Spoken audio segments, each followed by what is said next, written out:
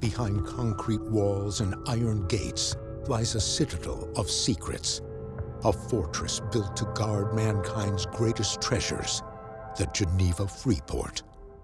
Priceless art and treasures aren't displayed, they're entombed, stored in vaults people were never meant to see, preserved for a future that will never come. A free port is basically a designated economic zone established in a given country where the normal rules don't apply. The duties and taxes are low or maybe even non-existent. Import and export laws are different. So this one might be in Geneva, but it's basically like its own tiny country that's in the middle of the city.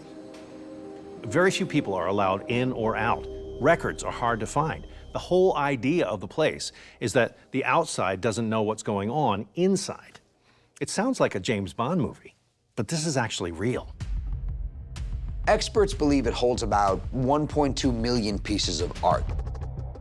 But masterworks by artists like Picasso, Da Vinci, Andy Warhol, nearly $100 billion worth of art. Here, the relics of humanity are sealed away by systems purpose-built to outlast anything, including the end of mankind. These aren't just rooms, they're vaults designed to withstand really anything nature can throw at them. Inside, the temperature is a crisp 69 degrees with about 55% humidity. These are perfect conditions for maintaining masterpieces. Long after mankind disappeared, the Freeport still does the work it was meant to do.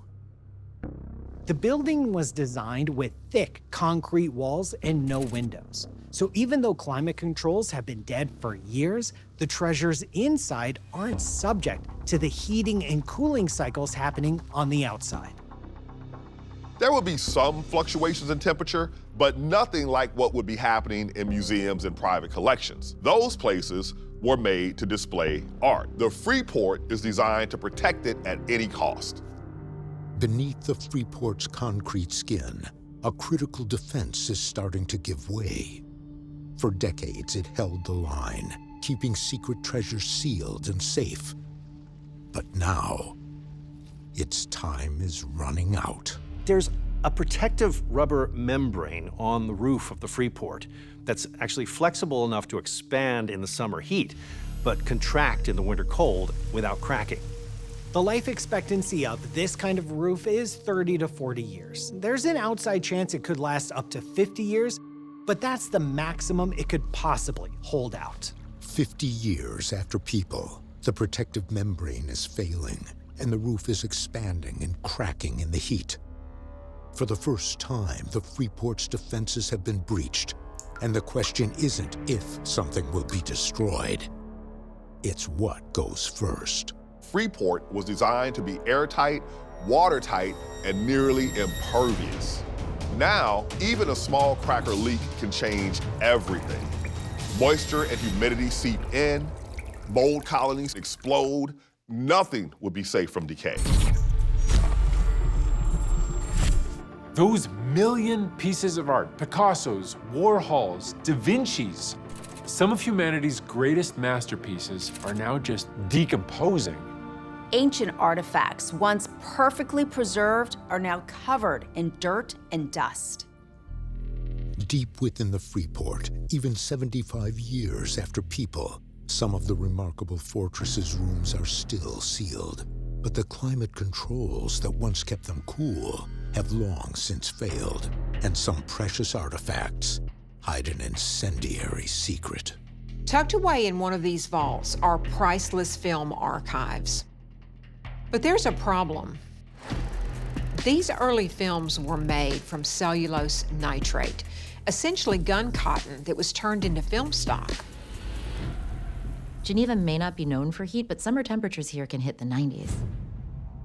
And now with the ventilation systems long dead, heat seeps in through the cracked roof and stays trapped inside, slowly roasting everything within.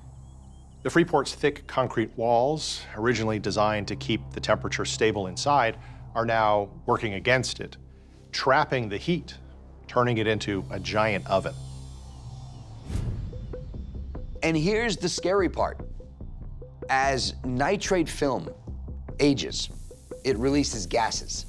nitric oxide and nitrogen dioxide. If these gases build up inside of a sealed film canister, it can cause them to explode if the temperature hits around 100 degrees. Guess what? It's already way hotter than that inside. With a crackle no one's left to hear, one reel erupts in flame. Then another and another. The Freeport has an advanced fire suppression system that essentially sucks the oxygen out of the room and replaces it with other gases, suffocating the fire. It's designed to put out fires without water or chemicals that could damage priceless artifacts. The fire suppression system itself doesn't require electricity, so that would work perfectly even decades after people. But the problem is the systems that detect a fire are electrical. So all those extinguishers would be sitting there ready to go, not knowing that they're supposed to be turned on. All it would take is a small current, the twist of a knob. But 75 years after people, there's no one watching, no one to sound the alarm. Once nitrate film catches fire, it's like a firestorm. It gets over 4,000 degrees Fahrenheit.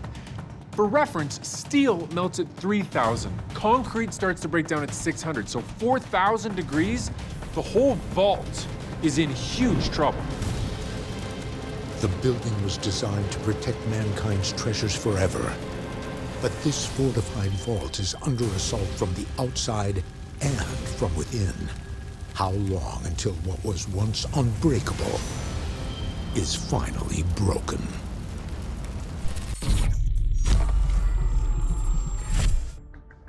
It wasn't just a normal fire, it was a superheated fire, topping out at over 1,000 degrees. Steel loses about 50% of its structural strength at around 1,100 degrees. So you can imagine how weak it would be right about now. Despite all it's faced, the Freeport still stands. But now winter descends, bringing freezing temperatures and swirling snow. Wet, slushy snow can weigh anywhere from 25 to 50 pounds per cubic foot. And ice is even heavier, weighing just shy of 60 pounds per cubic foot. That's a lot of extra weight and stress on a building that's already been gutted and weakened by fire. With a shudder, steel snaps and cement crumbles. All the supports and infrastructures would be so weakened that it crumbles beneath the fallen roof. The Freeport collapses like a house of cards. And just like that, a lot of mankind's most cherished treasures are gone. It's now reduced to rubble. But what relic of mankind still survives in the ruins? Deer, fox, and badgers roam where masterpieces once lay in vaults. But inside one of the innermost basement storage rooms, there are some relics of mankind that remain untouched. And in some ways, in better condition than ever. Bottle upon bottle of the finest wine. The Geneva Freeport is said to hold around 3 million bottles of high-quality, collectible wine. And some of it is still good, maybe even better than ever.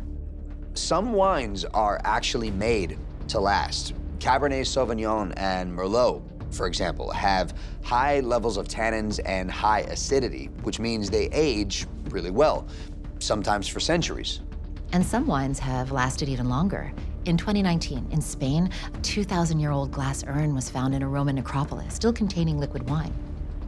Once the most sought-after vintages on the planet, now these bottles wait for drinkers who will never come.